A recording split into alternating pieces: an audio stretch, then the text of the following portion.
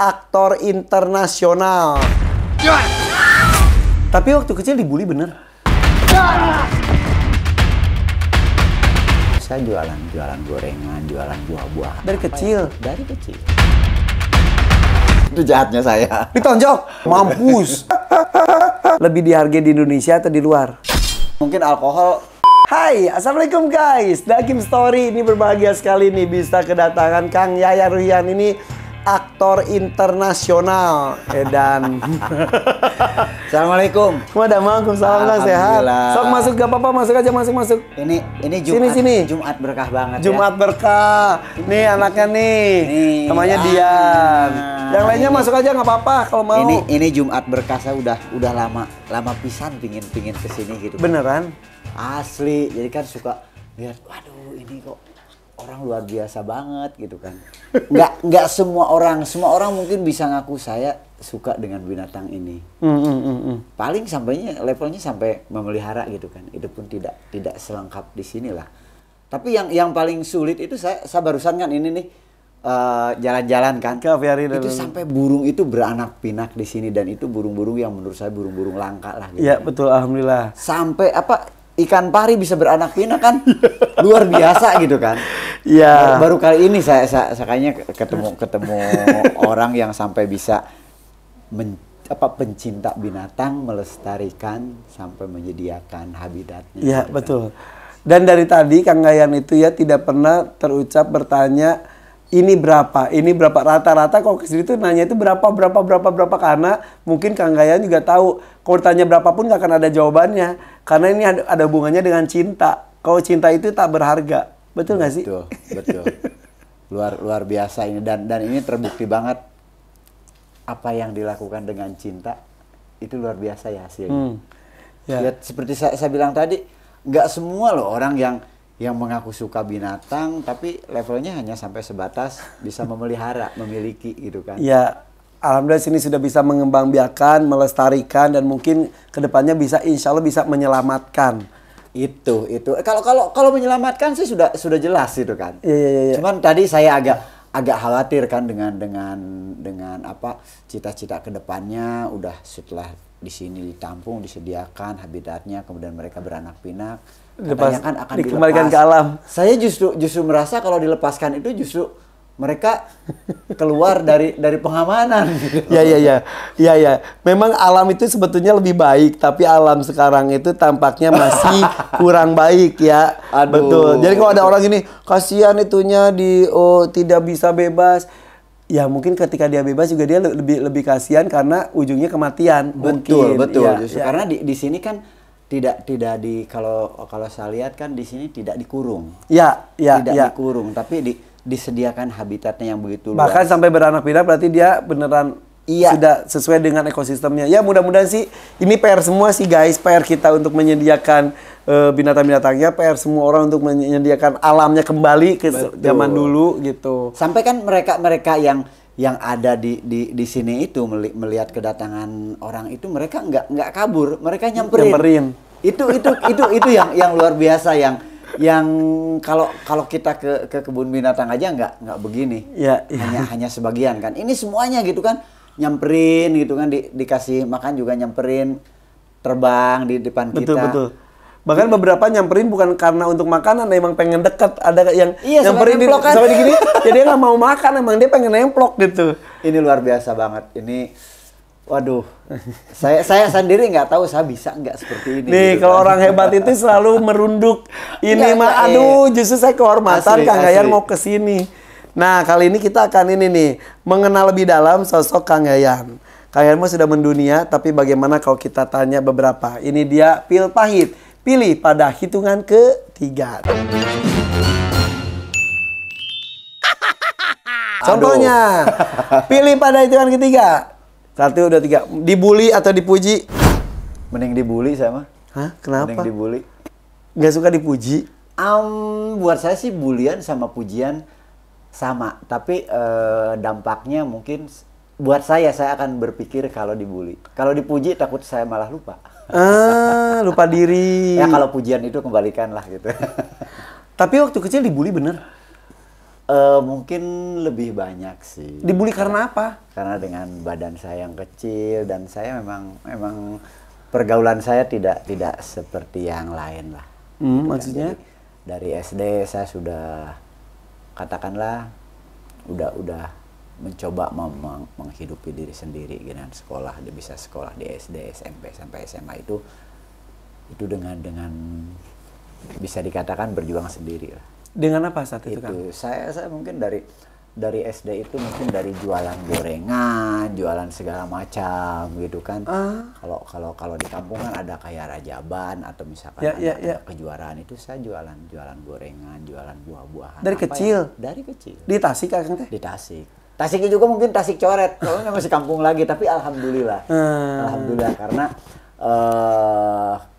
ke kampung itulah yang kalau saya di sini tidak ada kerjaan, saya ingin cepat ke kampung itu karena selain memang keluarga saya tinggal di kampung, tapi begitu sampai di kampung ya paling pagi-pagi ke kebun. Jadi di kebun gitu kan dengerin burung, alam, lihat tupai segala macam itu. Yang memang udah langka juga walaupun di kampung itu burung-burung kayak di sini udah sangat langka gitu. Akang emang orang tua dulu kerjanya apa? Maaf. Petani. Petani. Tapi bukan petani yang garap ladang yang seadanya gitu kan. Itu. Main silat dari kecil? Dari 13-14 tahunan lah gitu kan. Wow. Itu belajar. Awalnya kenapa belajar? Gua laki-laki kayaknya harus bisa silat, harus bisa berantem. Ya, berarti gue bukan laki-laki guys. Awalnya begitu. Tapi begitu kesininya belajar silat.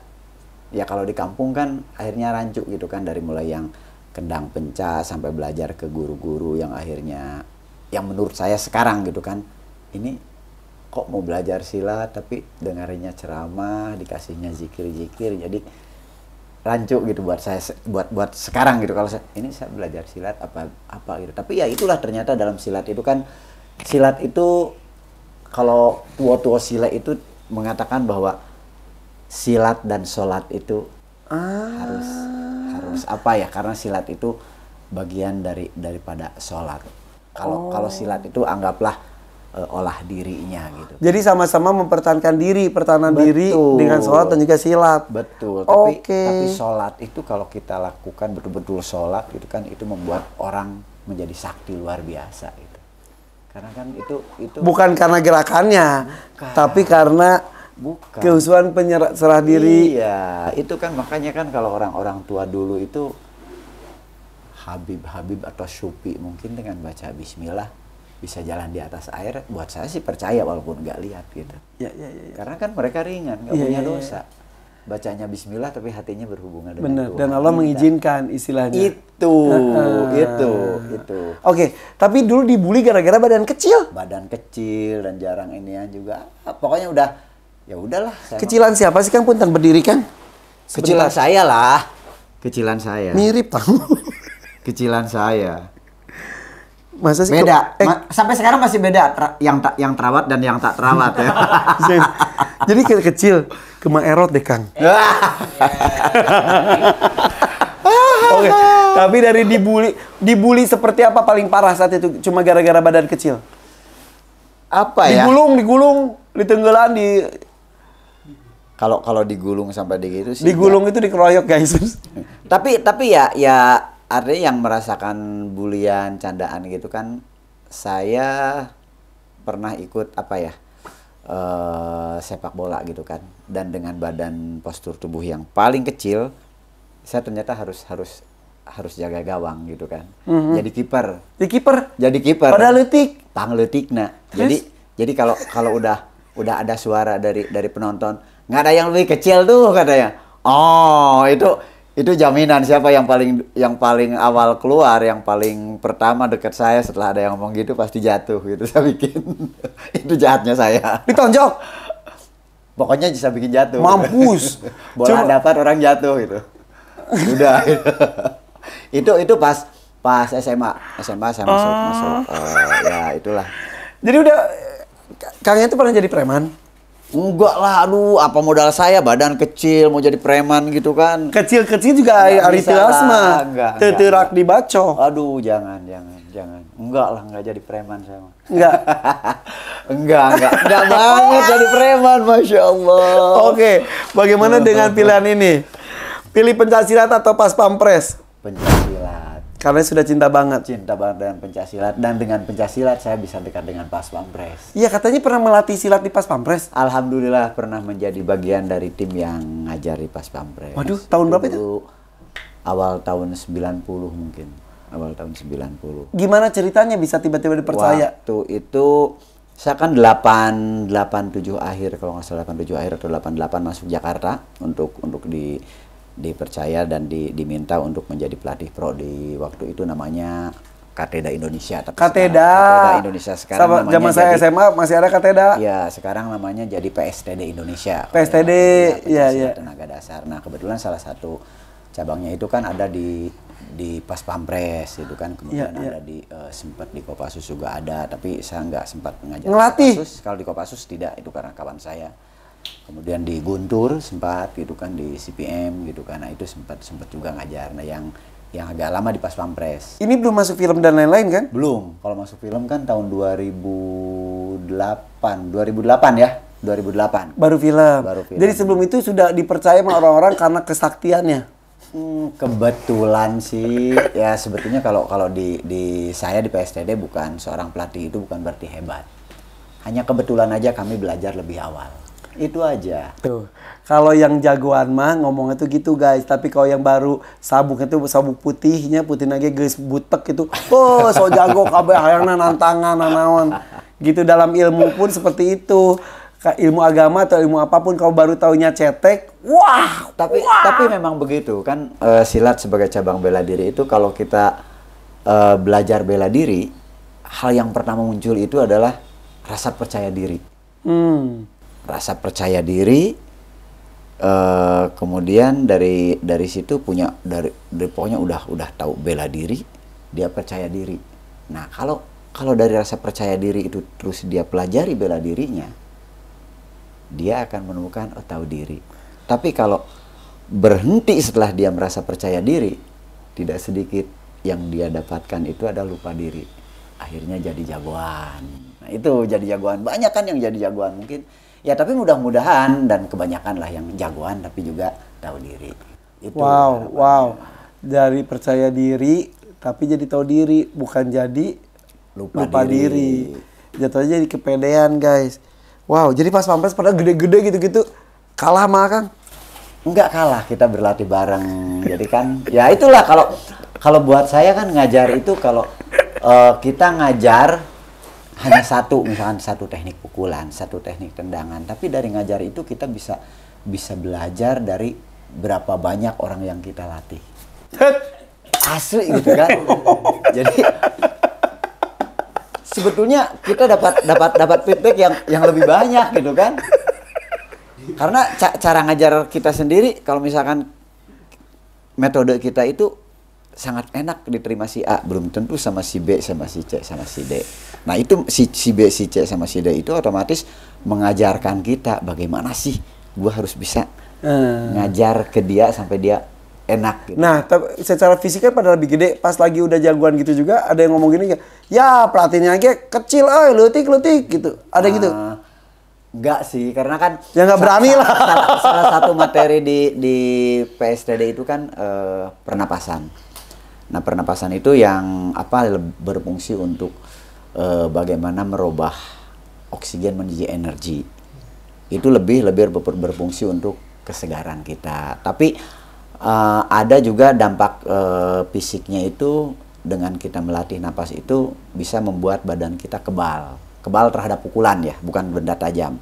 Jadi kalau di PSTD kalau seorang pelatih ngajar pukulan ke anggota, ya mereka ngajar kita tentang pernapasan dengan cara apa? Kita rangsang, kita kasih mereka itu tidak dengan punching pad, tapi dengan badan, dengan ulu hati. Nah, ada hubungannya dengan sini. Badan atau ulu hati? Kalau ulu hati udah bagus, otomatis badan bagus. Jadi ulu hati gimana cerita sambungin tadi? Pernapasan. Kalau sudah bagus, ulu hati pasti bagus. Kalau ulu hatinya udah bagus, udah kebentuk, Karena kalau misalkan saya bicara mungkin dari sudut saya, kalau perut itu bisa dibentuk dengan otot, dada juga bisa diproteksi dengan otot, tapi ulu hati enggak. Nah, ulu hati itu bisa diproteksi dengan dua kekuatan yang sudah kita bentuk di perut dan dada. Oh, kan ulu hati di sini kan. Gitu, ya, kalau ini otot ini bisa. Ini bisa. Ulu hati ya kan sini. lembut. Jadi kalau kita tutup itu dengan satuin dada dan perut gitu kan. Nah, itu Masih kan? Disatuin gitu. Akang six pack nggak sih? Nyahe tuh. Beda six pack dengan kurus. Nah, kalau saya mungkin maksudnya kategori kurus. Sorry, bentar ya kan. Maaf ya. Kan ini perut nih, maaf ya guys, nggak six pack juga nggak apa-apa. Ini perut nih, perut kan bisa dibikin otot nih gini ya. Nah, perut masuk, kalau ditarik perut pasti masuk. Iya. Tapi kalau perut kita kontraksikan itu pasti masuk dan nggak perlu kita tarik. Nah, jadi kayak kita ketawa, kalau kita udah ketawa kan, besok kadang-kadang sakit perut nih. Iya benar. Pegel karena yang otot dalam itu terkontraksi dengan sendirinya. Susah. Nah, kalau di sini mana? Sorry, nah, ini lagi-lagi kelihatan yang terawat dan yang nggak terawat. Edan lihat. Ini perut, Astaga. ini dada. Punten ya Kang. My God, keras guys. Nah, ulu hati kan masih sini ulu hati sini. Jadi kalau kita gabungkan ulu hatinya jadi kita, nah itu udah apa ya, udah terproteksi. Coba pukul. Gitu kan. Nah, ini ulu hati dan gue gini, cuma gitu doang. Ulu hati guys, kena guys. Jadi kalau ulu hati udah bagus, berarti perut dan dada biasanya bagus. Saya ini nggak ada proteksinya sama sekali ya? Nggak apa-apa, yang penting kan sehat. Berarti nggak ada. Yang penting kan sehat. Ya.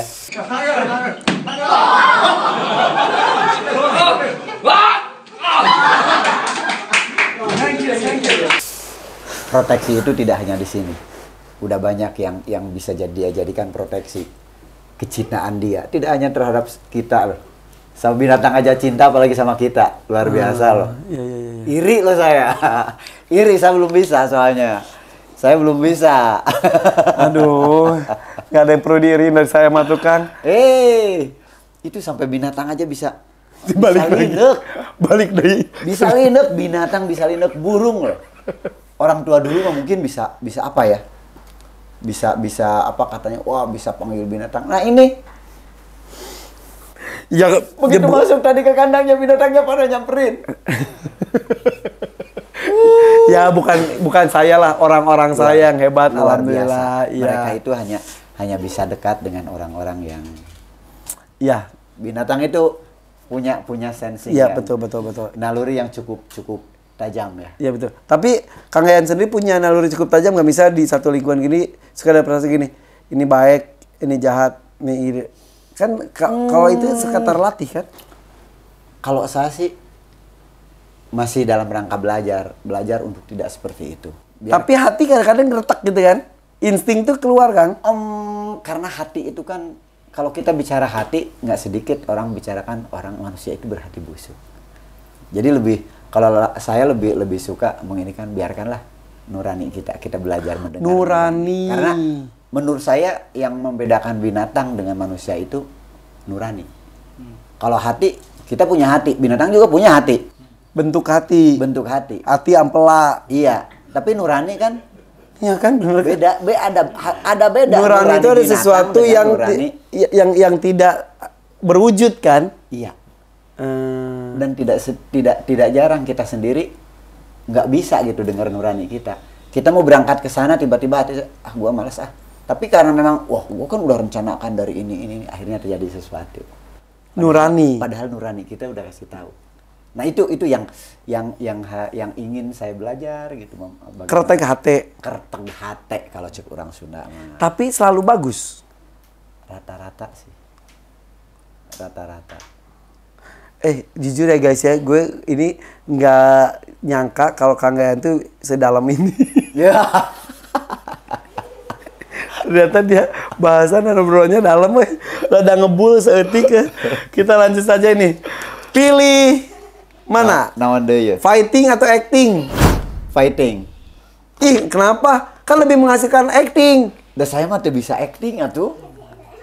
Teu bisa acting. Tapi jadi main film kan acting. Asli dari awal, dari film pertama itu. Jadi begitu ikut main film pertama dulu merantau. Kan awalnya kan saya hanya sebagai Christine Hakim ya? iya waktu bareng sama Ibu Christine. Iya. Itu awalnya hanya sebagai koreografer aja. Awalnya. Nah, pas menjelang syuting ada satu karakter yang belum ada pemainnya gitu kan. Siapa? Karena si Gareth waktu itu pengennya orang yang bisa fight tapi juga bisa drama gitu kan, bisa acting. Banyak yang di casting nggak cocok. Ada yang nyaranin waktu itu Mbak Ane ya, kenapa nggak si Payan aja, karena dicoba suruh casting. Akhirnya disuruh casting, dikasih skrip kan. Saya mah ya memang te aya bakat. Dapat dialog tapi kan? Iya, dapat dialog. Dialognya apa, masih ingat gak? Dialog pertama di film. Itu Hai kamu. Dengan bahasa Minang gitu kan yang bisa nggak? Di merantau ya. Coba. Ya. Siki paca lah sikit. Tapi Palembang itu. Iya, mirip lah. Coba dialognya apa dialognya? Dialognya apa ya? Panjang banget itu. Udah 10 tahun lalu. Terus tiba-tiba kepilih. Saya bilang, kan besoknya dikasih tahu Gar, Payan selamat ya dapatin karakter Erik. Nggak salah nih. Saya nggak punya background apapun tentang film, tentang drama. Orang di kampung aja nggak pernah ikutan gitu yang namanya drama gitu. Ya mungkin dianggapnya lebih gampang menyuruh orang belajar acting daripada belajar fighting, lebih lama ntar. Mungkin juga. Mungkin. Saya bilang ya udah, yang penting arahin aja, saya bilang sama. Diarahin aja, jadi saya udah ngikutin aja Pak. Jadi saya waktu itu bahkan sampai sekarang suka dengerin director itu atau menempatkan diri saya seperti apa ya, gelas kosong gitu. Dengan ketemu siapapun? Iya, biarin aja maunya director itu apa. Karena buat saya film itu kan sebuah apa ya, dia sebuah keinginan dari seorang director. Kita nggak tahu ekspektasi director pengen diwujudkan dalam sebuah gambar. Itu dia udah punya gambaran kan. Ya. Nah, kita ikuti aja dulu gitu kan. Kalau kita udah ikuti, udah kasih apa yang dia pingin dan dia udah seneng, kalau kita punya pendapat lain, boleh nggak kalau misalnya kita inian seperti ini? Oh, coba.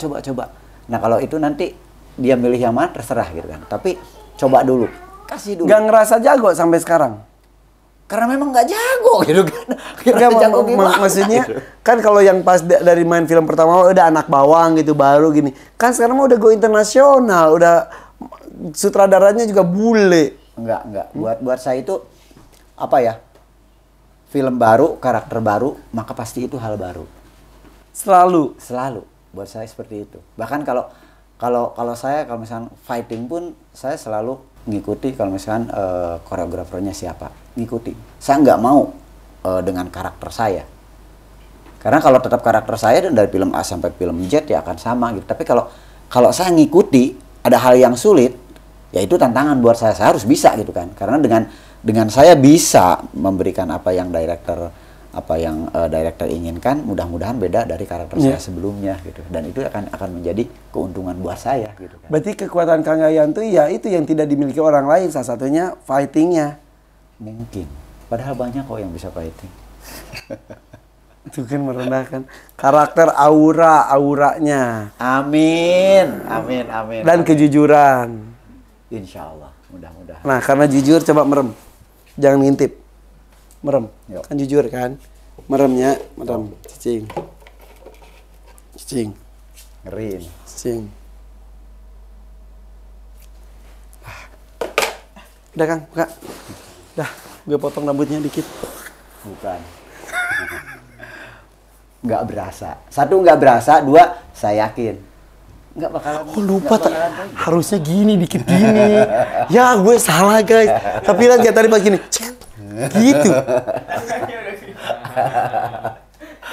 Ngintipnya? Enggak. Enggak. Pilih gondrong, pilih botak.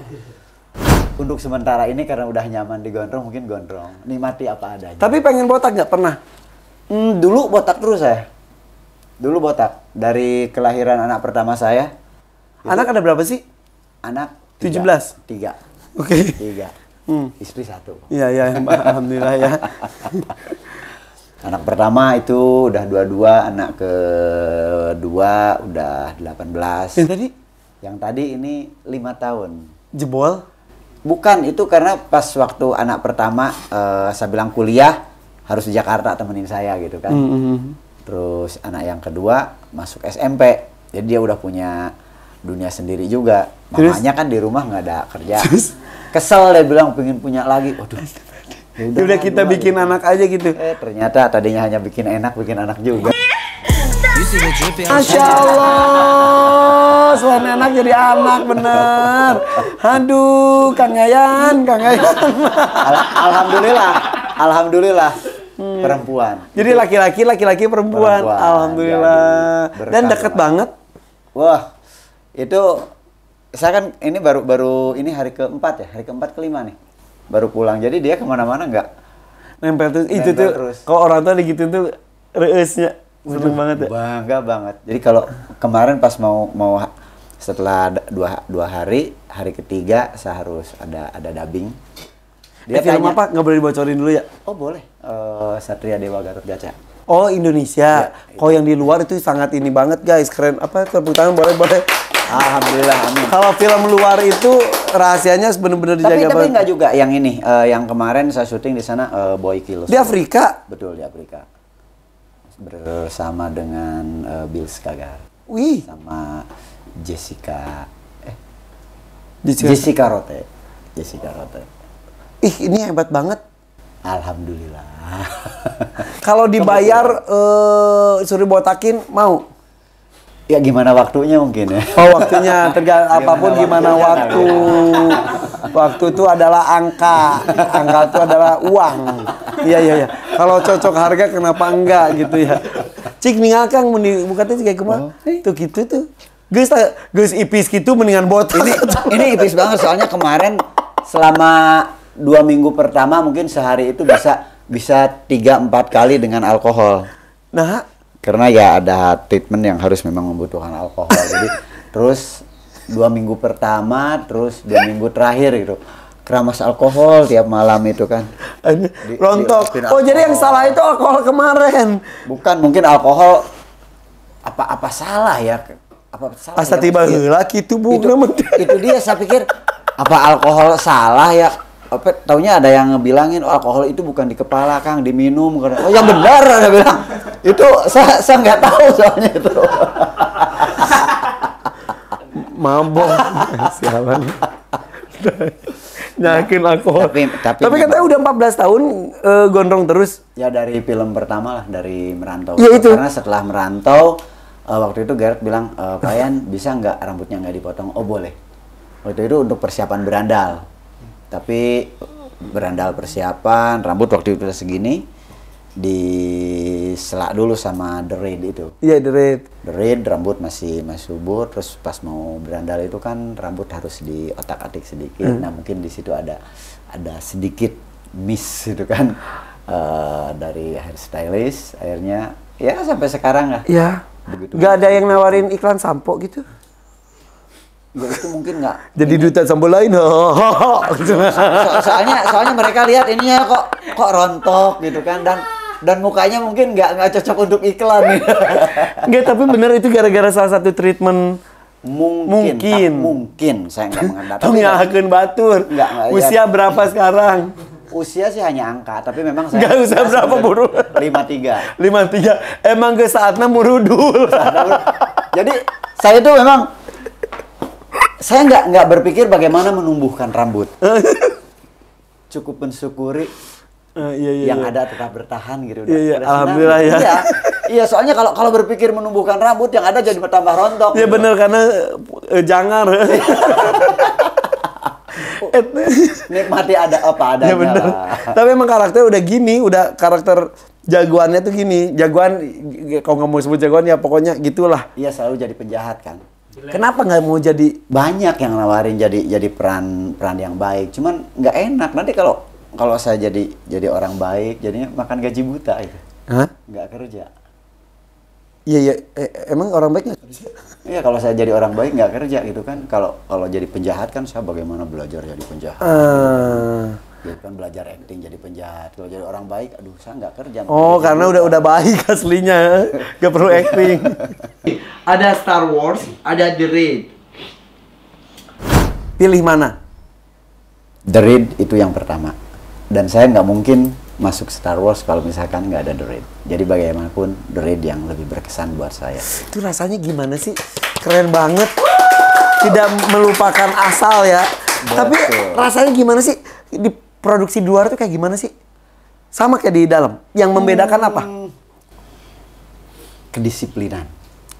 Disiplin dari waktu, kemudian sebetulnya kalau profesionalisme sih sama-sama orang di sana dengan di sini adalah nggak mungkin lah DOP yang megang orang art gitu kan, pasti sama-sama DOP, tapi masalah profesionalisme di lapangannya gitu kan, dari mulai on time-nya gitu kan, kemudian bagaimana jam kerja juga sangat betul-betul dipertimbangkan gitu kan, dan Nggak sampai pagi mulai lagi.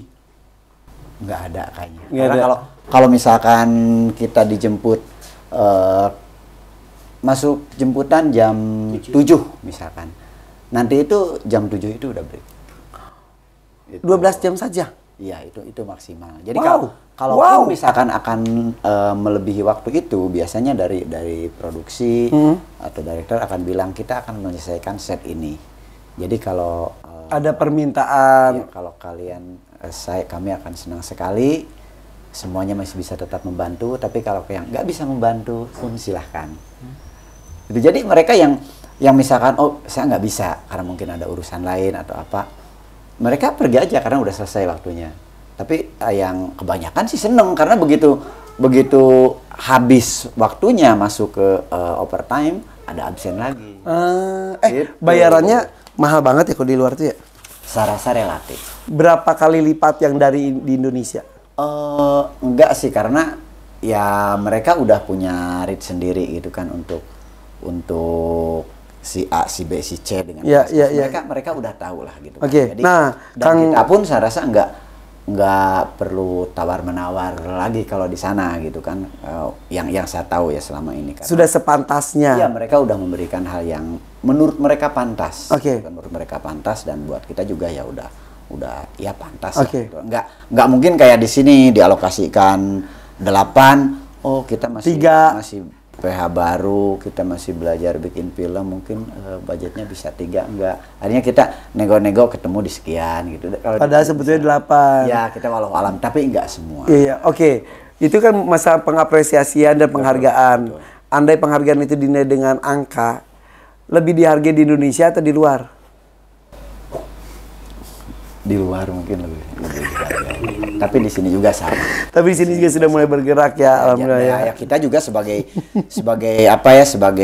bagian dari apa yang ada di sini, kita juga nggak bisa meninggalkan apa yang ada di sini hanya satu alasan itu. Karena kalau kita mau menjadikan karya kita menjadi pribumi di negeri kita, mari kita support gitu. Jadi kalau kita sendiri hanya dengan alasan wah di sini mah mending cari yang di situ angkanya lebih gede, menurut saya terlalu naif gitu kan. Kapan kita mau support di sini gitu. Oke. Kalau saya sih di situ gitu Ya, kan. ya. Ya kita juga kan kalau misalkan di sana kita dapat segini, di sini ya enggak lah, kita enggak ngasih. Ya. Oh gue sih dapat di sana atau enggak, ya enggak lah gitu kan. Kita kalau kita niatnya untuk cari uang saja pasti nggak bakalan lah gitu. Ya siapa sih yang nggak butuh uang, tapi kalau besar itu kan, besar atau kecil itu kan relatif. Iya. Nah, tapi ketika sudah main di luar, di dalam jadi lebih dihargai.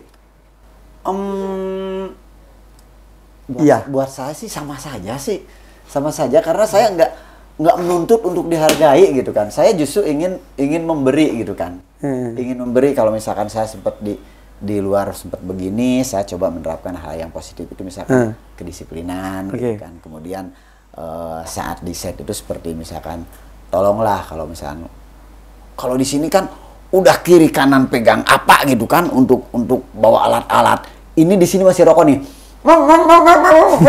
Aduh ya Allah gitu, bukan karena saya tidak merokok gitu kan, tapi kalau di luar itu ya, kalau lagi di set itu nggak pernah nyium asap rokok, nggak pernah ada gitu kan, nggak pernah ada. Jadi kalau misalkan ada lunch time gitu kan, udah mereka itu udah tahu 1 jam mereka makan, yang merokok, tapi begitu merokok mereka lihat sendiri jam, wah udah habis, matikan langsung cabut gitu kan. Jadi nggak pernah oke, masuk set lagi.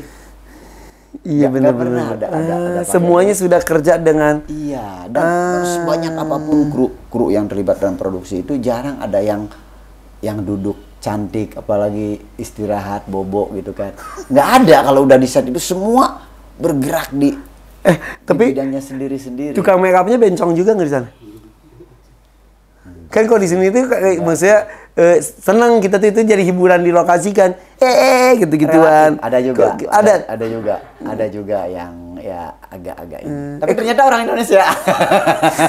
Ternyata virusnya udah dikirimkan virus dalam bentuk fisik. Ke orang Indonesia juga. Tapi saya bangga gitu kan di project yang hebat. Make upnya gitu. Orang Indonesia. Iya. Tapi seru. Emang kalau di lokasi itu karakternya beda-beda, saling melengkapi satu dan lain-lain. Tapi yang mudah-mudahan tentang profesionalisme, on time dan lain-lain, Indonesia juga mulai membaik. Iya. Sangat-sangat jauh membaik. Karena kan kayak misalkan saya, Iko, Joe Taslim, gitu kan, Kang Cecep. Alhamdulillah yang saya tahu kalau kita terlibat dalam beberapa proyek di luar itu tidak melalui casting gitu kan, tapi permintaan. Gila. Nah sebenarnya buat saya, buat kita itu sebuah bukti gitu kan, bahwa oh kita udah mampu. Indonesia tuh hebat. Jadi Asia biasanya kan Jepang, Hong Kong, mengerucut sekarang Indonesia. Alhamdulillah. Alhamdulillah. Mudah-mudahan kedepannya kan banyak lah sebenarnya orang-orang di Indonesia itu orang-orang hebat kok. Iya. Nah terakhir nih Kang, Hollywood atau Jepang? Hollywood pasti, kalau karya. Dan sudah di sana. Alhamdulillah. Jepang juga kan? Sudah. Apa sama kakek Sugiono ya kemarin proyek itu apa? BCW fighting dulu, karek gulat.